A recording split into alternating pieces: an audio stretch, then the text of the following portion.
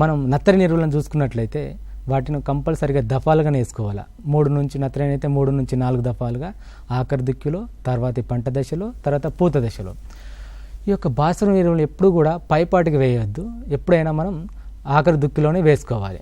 తర్వాత ఈ సూక్ష్మ పోషకాల ఒకవేళ లోపాలు ఉన్నట్లయితే ఆఖరి దుక్కిలో వేసుకోవాలి.